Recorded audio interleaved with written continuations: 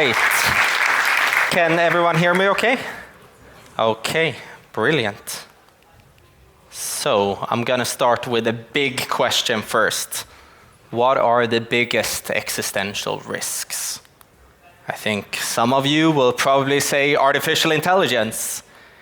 If you ask other people in policy, they might say nuclear war. Most people would probably say climate change, probably not in this room though. Or perhaps could it be global pandemics? What if the biggest existential risk is actually natural selection itself? That sounds a little bit odd and a little bit off, but let me explain.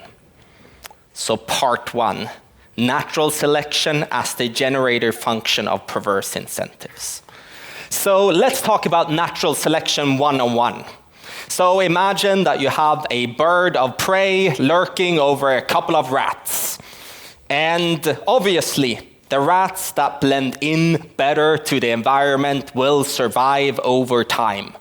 And eventually, that mutation will propagate, and more rats will blend into the environment. That's how natural selection and selection pressures work. So the thing is that when you look around us, it seems like evolution favors behavior that are bad over cooperative behavior. So essentially over time, if you have any population, you could either cooperate or you could defect. And over time, it tends to be the case that more and more entities or individuals in any population defect. So I call that selection pressure to actually behave in a way that goes against and have a negative impact on other individuals in a population. I call that selection pressure a Darwinian demon. And that's what this talk is about. So to some of you, this might seem entirely intuitive. So, I mean, if you look around you in nature, I think this quote from Richard Dawkins summarizes it quite well. The total amount of suffering per year in the natural world is beyond all decent contemplation. During the minute it takes to compose this sentence, thousands of animals are being eaten alive. Others are running for their lives, whimpering with fear. Others are being slowly devoured from within by parasites. Thousands of all kinds are dying of starvation, thirst, and disease. So it indeed seems like nature is not our greatest friend. But let's deep dive into some of the game theory or mathematics, why it seems to be the case that defecting instead of cooperating is spreading through populations. So let's, for instance, imagine a simple game with people that are fishing, and there is a limited fishing stock, and if everyone sort of follows the quota and fish sustainably, there's plenty of fish for all fishermen in this community. But there is probably a strong incentive to overfish just a little bit. And over time, if everyone overfishes, the fishing stock disappears entirely. So this is sometimes called the prisoner's dilemma or the tragedy of the commons. And this explains why defective behavior tend to win out over time. And eventually, entirely new norms are created. So this map right here of the 30th congressional district in Texas is a perfect example of something called gerrymandering. So politicians in the US realized that, there is actually a glitch here. Like we have control over drawing districts. And if we draw the districts in the right way, we can sort of hack the system and make sure that we win the next election. So when this first happening, it was preposterous. Like everyone was saying that, this goes against all norms and decency. But over time, in order to survive, both Democrats and Republicans had to continue to draw these really weird districts. So it became a new norm because of these selection pressures. And you see it over everywhere, right? I mean, in society, we have these various types of success metrics. So for instance, on YouTube, in order to survive and thrive as a creator, you want the maximum numbers of clicks or engagements. And one way to hack that is with outrageous thumbnails. Or in work, instead of performing over time to get a raise, you might just nag your boss. So that's a way to hack the system. And the same thing goes for, cooperations or science, where, you want to optimize your age index in order to get funding. But in order to get there, you might be tempted to engage in p-value hacking, where you just sort of tweak the parameters a little bit or remove a few samples from the data set in order to get a statistically significant result. So natural selection seems to select for this type of behavior.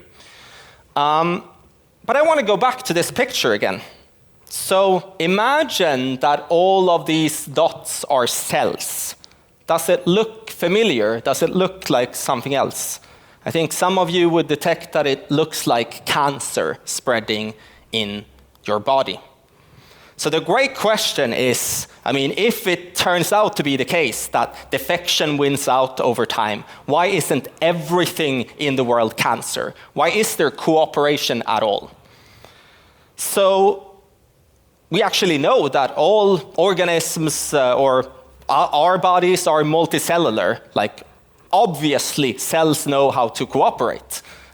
And you can sort of explain it evolutionary, where you have some cells of solitary individuals that create a bit of a cooperative group. This cooperative group manages to win over the competition because they can allocate resources more effectively and become more powerful. And all of a sudden, you have a new so-called unit of selection, where this group of cells becomes a completely new entity in its own right. And evolution have produced this feat of cooperation multiple times in the past. From the first molecules creating the first proto-metabolism that enabled more complex molecules like DNA and RNA that then lumped together in a cell membrane, creating a cell, lots of cells lumped together to create individuals, lots of individuals banded together in order to create societies. So in fact, we seem to see cooperation everywhere. So that seems like a little bit of a puzzle. But in fact, there is this other force than Darwinian demons that I call Darwinian angels, which is defined as the complete opposite. It's essentially a selection pressure that makes it adaptive for an agent to cooperate.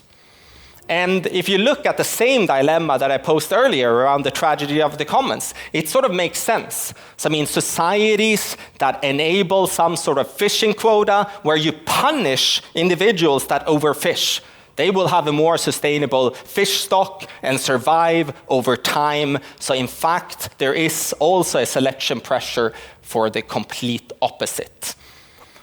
And as a matter of fact, we have had this sort of tug of war between cooperative and defective behavior over the last 4.5 billion years, between defection and between angels and demons. So from the first simple molecules to RNA molecules, like a really fun example that I bring up in the book is something called Spiegelman's monster. So it's essentially the observation that the smaller an RNA or DNA molecule is, the shorter it is, the faster it replicates, and then it takes over the entire population. So essentially, if everything was short and small, we wouldn't be able to encode genes at all. But that was solved through collaborative behavior, where in fact the first RNA molecules collaborated, quote unquote, with some sort of first cell membrane, perhaps made out of lipids. But this behavior has happened multiple times before. And all the complexity and all the beauty that we take for granted is a result of several layers of cooperations stacked on top. So then the question is, should we really be that worried about Darwinian demons and natural selection? It seems like evolution is on this inevitable march of cooperation and higher orders of complexity. So part 3, I will question that assumption with life being this self-regulating thing that always marches towards greater deals of complexity. So I want to take you back when I was approximately 18 years old. I started to play around with Python, and I started to play around with evolutionary simulations. So I simulated life in the computer with predators and prey dynamics. And those predators and prey could sort of evolve to become more or less aggressive and a couple of other attributes. I didn't write most of the code myself, to be honest. I copied it from other people. But I started to see this sort of weird behavior. Whenever I ran the simulations, it seemed to be an adaptive behavior for predators to be as aggressive as possible and just outcompete the rest of the predators. But that resulted in them eating all of the prey, which meant that they eventually died themselves. So that was sort of surprising to me. Like, when I tried to simulate this in a computer, life seems to die every single time, but yet we are all alive here. So I thought that, probably I was completely wrong. But then I read a book or the thesis by Nick Bostrom called Anthropic Bias, and I learned about survivorship bias.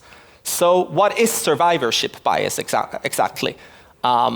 So during Second World War, the Allies wanted to figure out where should we put armor on the airplanes in order for it to survive attacks by the enemy.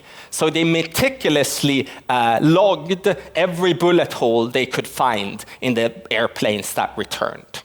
So as you can see, there's a lot of bullet holes around the wings, and the immediate instinct might be, okay, let's armor all of the places where you see a lot of bullet holes.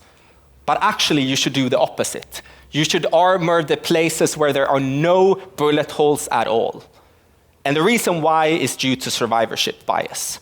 Because the airplanes that got hit in those places where there are no bullet holes never returned home.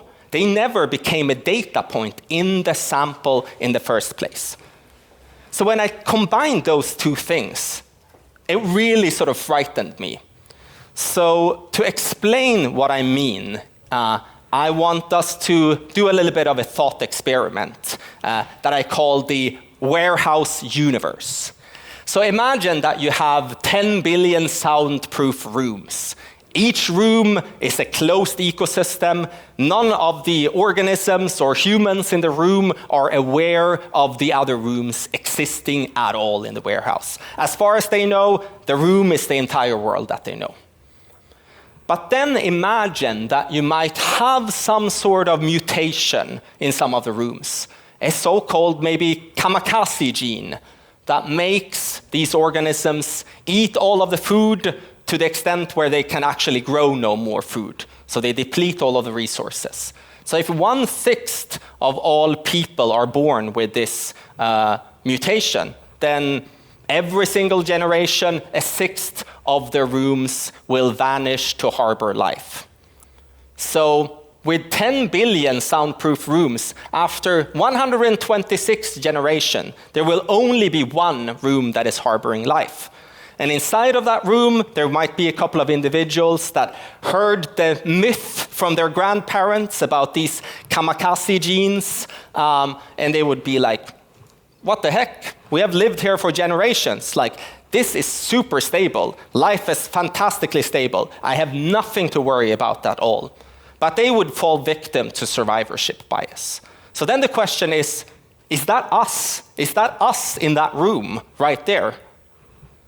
So I call that hypothesis that it might actually be the case that life is inherently fragile, the fragility of life hypothesis. And I draw inspiration from Nick Bostrom's vulnerable world hypothesis, where you sort of imagine this urn and we pick up new balls. Some balls might be black, which is a technology that composes an existential risk. But natural selection is also constantly inventing new technologies. So natural selection is sort of this trial and error algorithm where there is some sort of mutation or innovation, and those mutations might optimize for survival in the short run. But in this metaphor, like a black ball essentially represents a technology picked through natural selection that leads to extinction. It represents a kamikaze mutation. And there might also be gray shades of balls where it's global catastrophic in nature, but we can actually recover. So the fragility of life hypothesis is essentially that it is adaptive to pick darker and darker shades of gray. And if that's true, that would be very worrisome. And I will present a few exhibits why I think at least we should take this possibility seriously.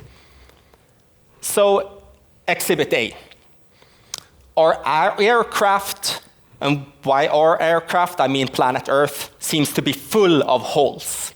So if you look at past mass extinctions, and if you actually deep dive in those mass extinctions, a majority of them seems to have been caused by life itself.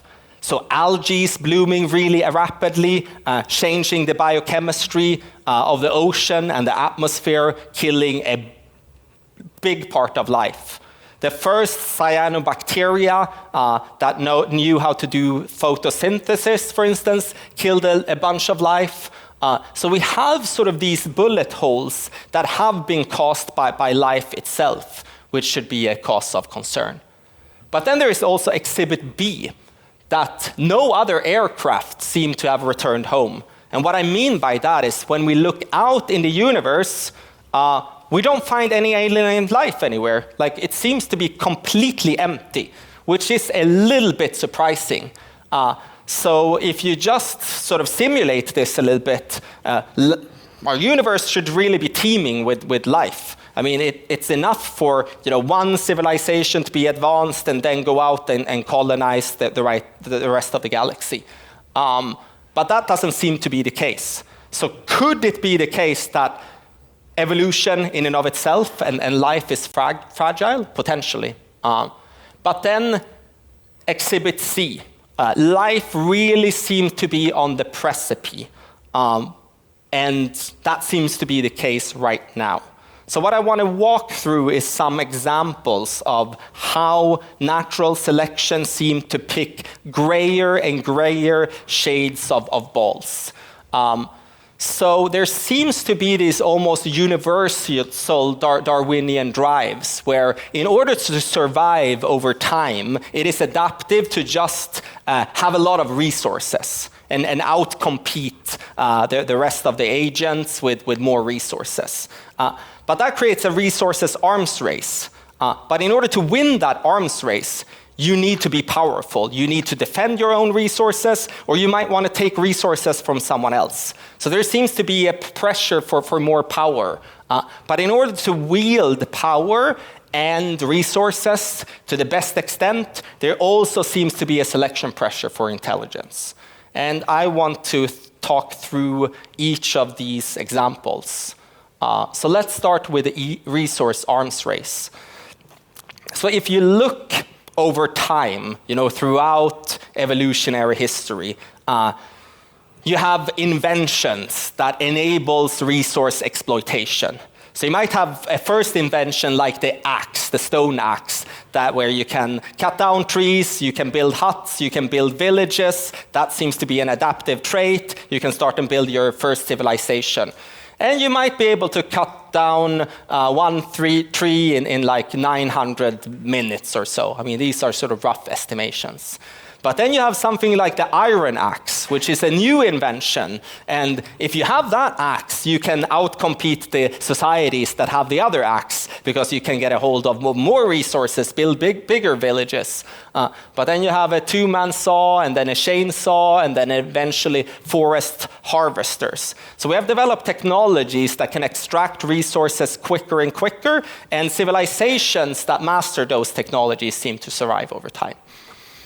So the important distinction here is that every single organism and every single society have some sort of metabolism. And that means that you have energy, nutrition, resources as an input. You need that to build civilization. You need that for your own body. And then you create like waste or emissions that then affect the environment around you in some sense.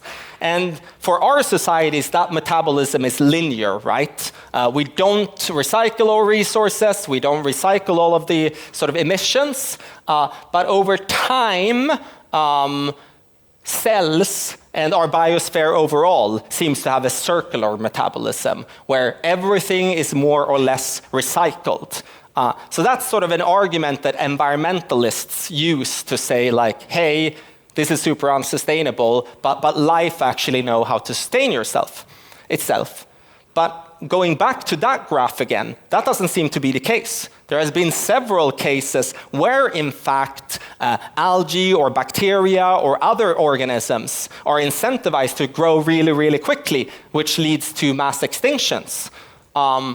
And right now, we're sort of in one of those mass extinctions. I mean, we humans have mutated to be sort of very expansionist in nature. Our Western civilization in particular, right? Where we extract more and more resources, which is actually causing a mass extinction right now, similar to the mass extinctions of the past. But this limitation of resources is not just a problem because of planetary boundaries. It's also a problem because it leads to a power arms race over time.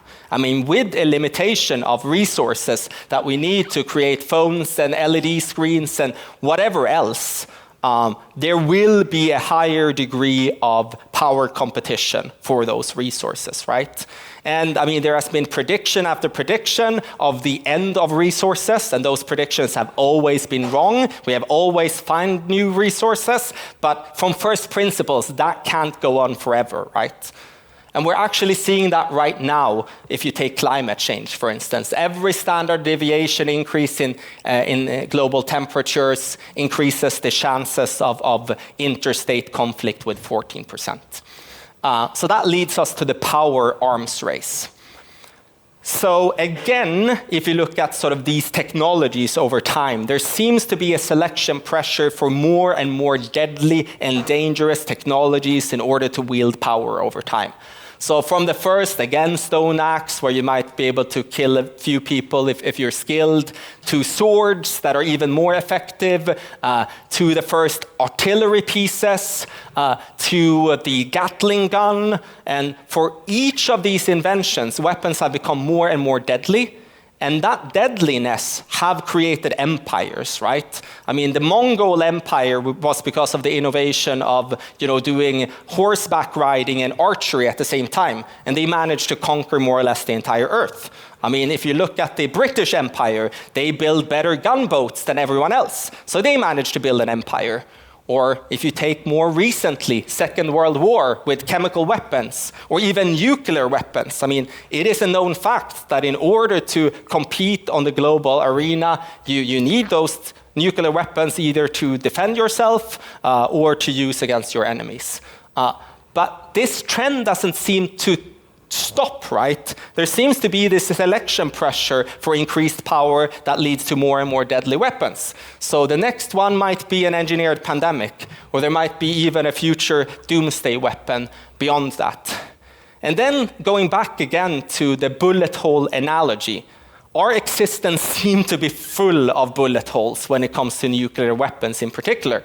Like, all of these holes here are close calls, where we have been close to some sort of nuclear war, either because of accidents or system errors or rogue players or all of the above. And to just sort of put that into perspective, like if there is a nuclear war between the US and Russia, that would kill like more than 5 billion people, mostly due to the nuclear winter and the famine that would follow. But again, this is just the beginning. I mean, we already have states that are looking into, can we sort of, use bioweapons or even engineered pandemics. So everyone is starting to look into that, because If you don't, your enemy will start to look into it, right? And you want to beat them to the punch. And I want to point out that these risks are compounding as well. So, I mean, according to someone like, Seth Baum and Anthony Barrett, the annual probability of something like nuclear war based on past data might be 1%. So if you have that compounding risk over 50 years, there is a 40% risk of nuclear war in 40 years. And if you take something like global pandemics, so this is not counting engineered pandemics, this is just sort of the annual probability of a regular pandemic. It has been estimated to be at 3.3%. If you compound that over 25 years, there's a 57% risk of a global pandemic. And again, these pandemics, engineered or not, are also a cause of these evolutionary selection pressures, where obviously you will have a better rate of survival if you are a little bit aggressive as a virus and spread rapidly throughout the population. So that is a trait that evolution selects for. Then finally, we have an intelligence arms race. In order to survive over long periods of time in a competitive environment, if you are more intelligent on the margin, you can wield your power and resources to a much more effective extent. And you can sort of look over time how human brains have evolved.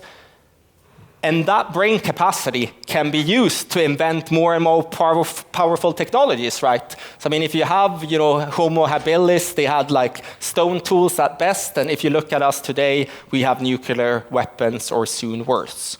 So I wonder what type of weapons we could potentially invent with something like artificial intelligence. So looking into intelligence then, there is this phenomenon called scaling laws, where in fact the more compute and more data we throw on existing AI training runs, the more and more capable they become. So aside from the transformer in 2018, we haven't had that big of a breakthrough, right? I mean, it is the same paradigm of neural networks. We just have more compute and capabilities grow over time. And to sort of do some sort of comparison, it might not be perfect, right? But a reason why we should be worried is if you take, for instance, the difference between a chimpanzee and a human in terms of the numbers of neurons, that's a difference by a factor of 3. And if you look at the artificial neurons in the biggest AI models, they grow by a factor of 3 per year, which is an insane intelligence explosion, if you ask me. So let's talk about the technical alignment problem. So let's say, in a best case scenario, that we solve how to build aligned artificial intelligence. Even if we solve that problem, I still think that there is a high chance that we're going to go extinct regardless. And that's, again, because of these Darwinian demons and because of these selection pressures. So it seems to be the case that the market will likely not select aligned AI. So to just give an example, I mean, people were asked about their opinions on autonomous vehicles who were programmed to maximize the survival of everyone, not just you as a driver. So people agree that autonomous vehicles should minimize overall fatalities. But people said at the same time they are 3 times more likely to buy a car that prioritizes their survival above everyone else's survival. So again, this is an example of, even if we build aligned AI, market forces might not select the aligned AI. So then the question is, when companies start outsourcing strategic planning to AI, will those companies choose AI that maximizes profit or maximizes, all benefits for humanity? Same thing for politicians. I mean, they will soon get AI advisors. Will they use that AI to maximize their chances of winning the next election, or will they use the aligned AI? The same thing goes for policy, police departments, and militaries and countries. We have these incentive structures due to natural selection, where we most likely will not select the aligned AI by default. which in fact makes the problem of alignment way, way worse. So this might seem a bit unsettling. I'm basically saying that we're all going to die and natural selection is slowly killing us. So what can we do about it? So one concept that I talk about is what I call the great bootstrap. So today, we sort of have incentive structures where the primary objective of natural selection is, survival of genetic material, or, it depends on what unit of selection it is. It might be something else as well.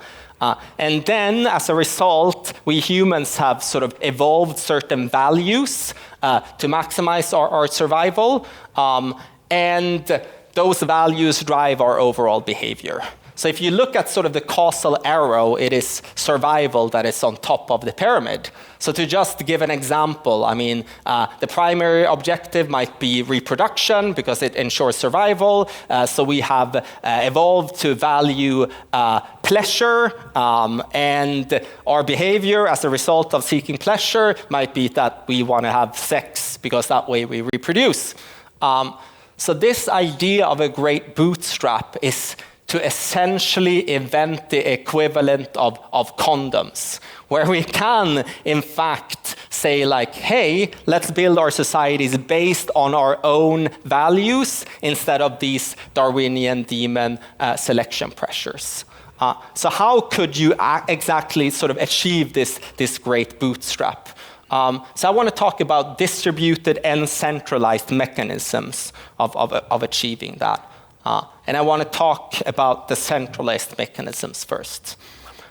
So again, going back to this example of natural selection and how cooperative behavior can actually be selected for over time, we sort of have the same thing happening, right, with unions like the European Union, where in fact, and this is sort of quite staggering, it has never happened in history before, 14% of all nation states have voluntarily given up their sovereignty.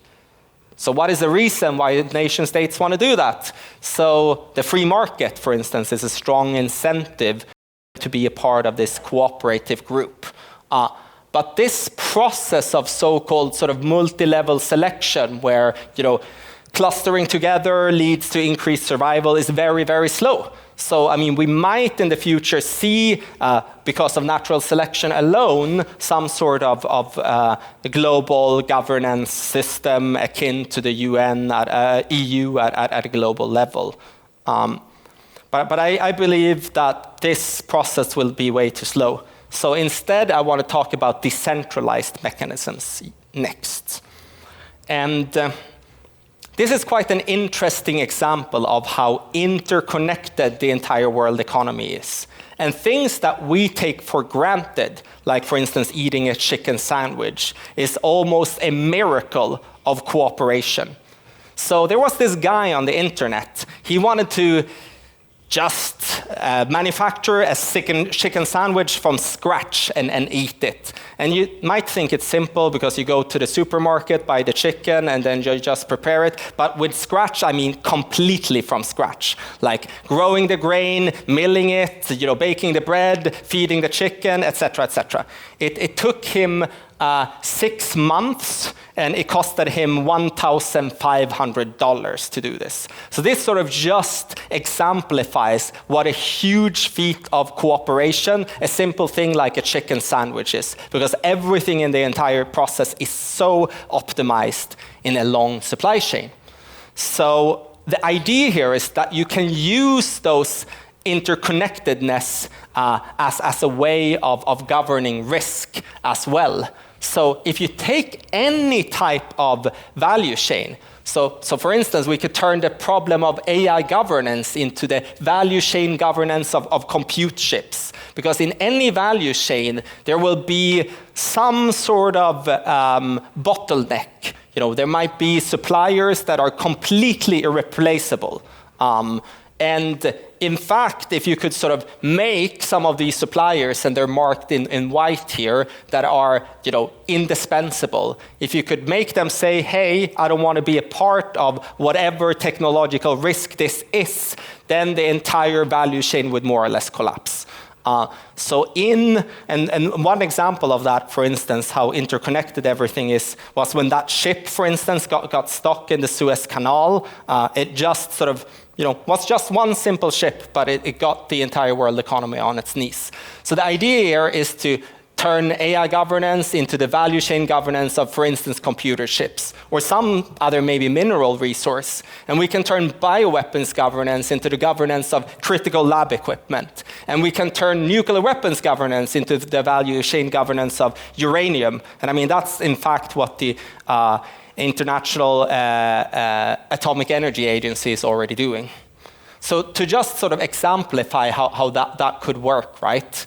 Let's imagine that you have an sort of evil AI corp that is training a model that is unaligned. In order to do that, they need data center capacity from Microsoft, for instance, and Microsoft need computer chips from TSMC that might need lithography machines from ASML, and all of them might need investments from pension funds to manufacture the next 1.6 nanometer lithography machine or whatever it might be. And there might also be minerals there somewhere. So could you in fact sort of leverage that interconnectedness for governance? So what I propose is sort of a 3-step plan to achieve a decentralized bootstrap. And the first step is to actually start to measure what we intrinsically value, right? So if you ask about why do you value money, it might be because of autonomy, nourishment, status, it might be because of a whole host of things. So by asking that question, like why do I value a specific thing, you can sort of boil it down to your intrinsic values. And I think we should probably build our societies in a way where intrinsic values is the main thing that governs our societies. But how exactly does this connect to the idea of interconnected supply chains? So what if we, for every actor on the planet, every corporation, every company, could somehow predict what consequences they would have on those values? So let's say we say that our intrinsic values are nature and well-being. We conduct a global survey, and we might find a series of metrics that sort of capture those values reasonably well, biodiversity-adjusted hectare years or tons of CO2, or for well-being, quality-adjusted life years, or subjective well-being.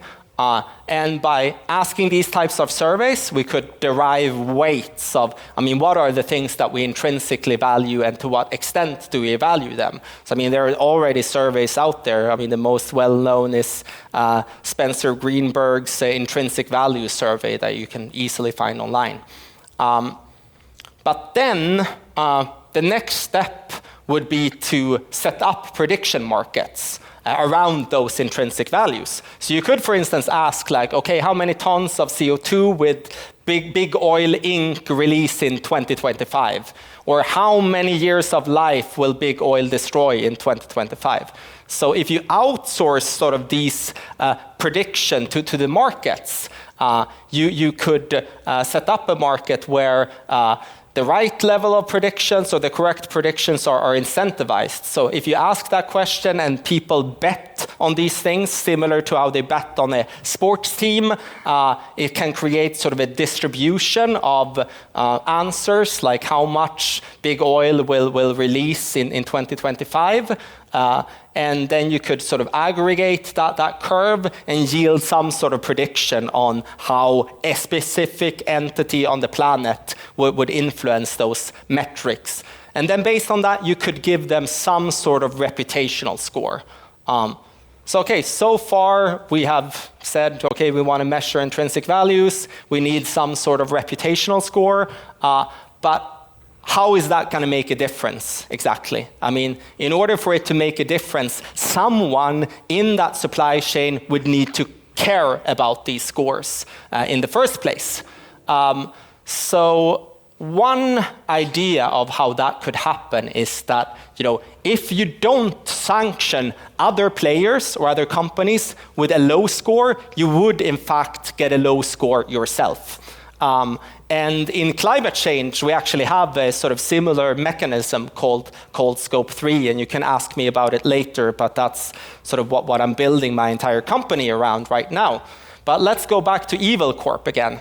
Like, the prediction market thinks that Evil Corp is being irresponsible and they're developing AI that is no good for the world. And Microsoft is connected to Evil Corp, right? So if Microsoft doesn't sanction Evil Corp and continue to give them access to all of their compute clusters, they actually get a little bit of a bad score themselves. But hey, why should Microsoft care to get a bad score? I mean, maybe they would care if the manufacturer of those chips cared. And you sort of see where I'm going here, that eventually in the value chain, you might find someone that actually cares about this intrinsically. And I think that, for instance, pension funds could be a great vehicle for injecting that care to begin with, because they're more or less entrenched to the entire financial system. So 54% of all global investments are actually coming from pension funds. And they are incentivized partially through their fiduciary duties to care about the preferences of everyone who they're investing money on behalf of. So sort of imagine in this system where Evil Corp might not care, Microsoft might care a little bit that they're being influenced, but as soon as someone like the pension fund or TSMC or really anyone else that are critical in the value chain say, we care enough to not give you this critical resource, then the entire value chain will more or less collapse.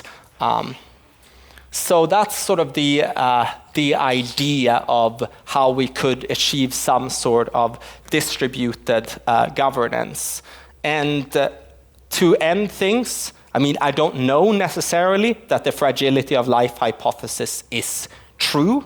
I mean, the only way to check would be to, visit a bunch of other planets and maybe try to simulate how evolution through natural selection works in general. But regardless, we need some sort of mechanism to prevent technological risks. And I think a underdeveloped and underutilized mechanisms would be to actually think about global value chains and supply chains. So if any of you don't have any projects that you're working on right now, maybe consider what if we map some of these value chains and figure out what the governance nodes are, and what if we then have some sort of influence campaign on those governance nodes to make sure that the risks are being mitigated. But I am writing about all of these things in my book, and this is actually my first time presenting my book for a big audience, so thanks a lot for listening. It will be released in September, and I will actually give away a few of those copies for free. So if you scan the QR code, fill in a survey about what you liked or didn't like about my talk, and if you then pre-order the book, I will reimburse you for that pre-order. So thanks a lot for listening, and I think we have 10 minutes for Q&A.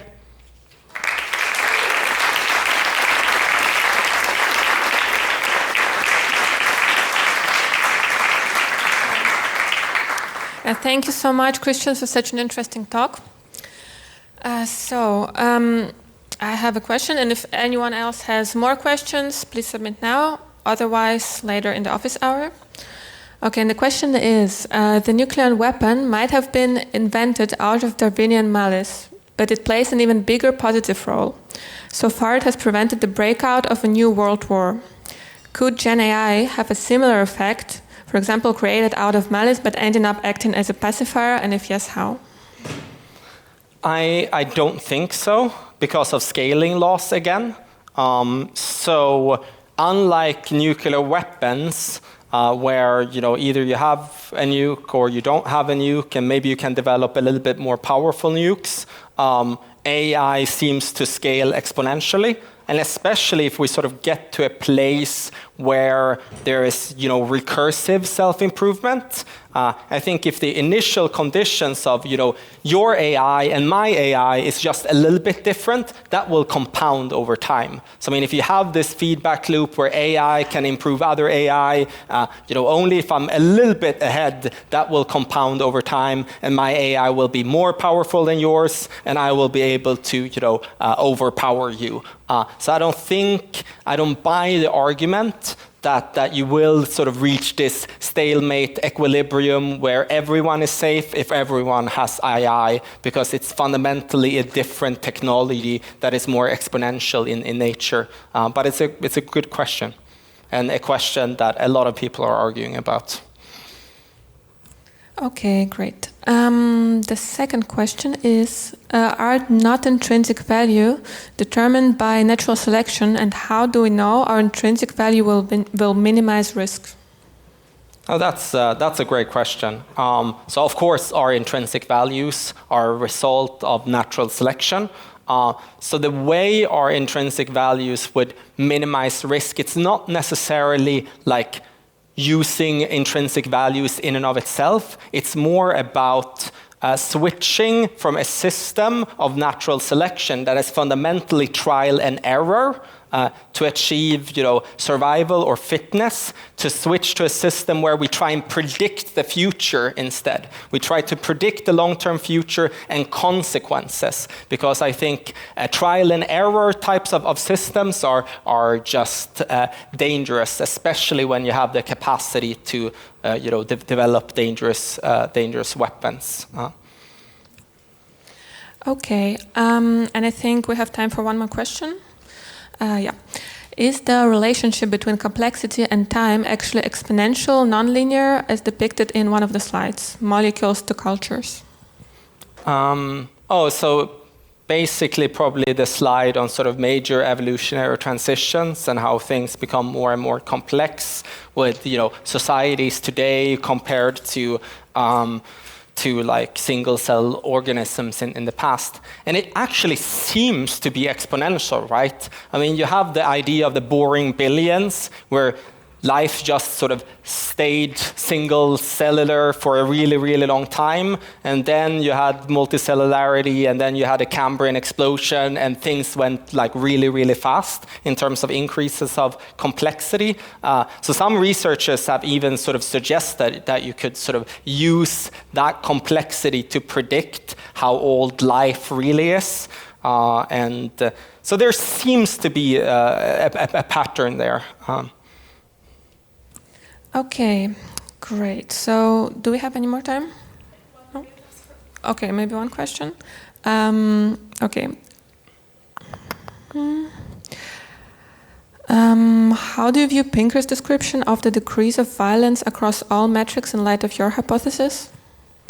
Oh yeah, no, I think that's a great example, right? I agree with Pinker on that. I think he's making a very strong and solid argument, but I would zoom out a little bit. I think that's because of sort of local innovations, such as the rule of law. So sort of within a particular state, you see a decrease in violence, but it doesn't eliminate interstate conflict, and it doesn't eliminate sort of mutations or new technologies that are more and more dangerous, where those interstate conflicts can in fact become existential. So I think it's true on a local level, but on a global level there very much seems to be still anarchy going on. Okay, great. So I think we unfortunately ran out of time. There was at least one more question, but we're gonna go now to the office hours room 1, so you can follow us and ask any more questions there. Thank you so much again for your talk.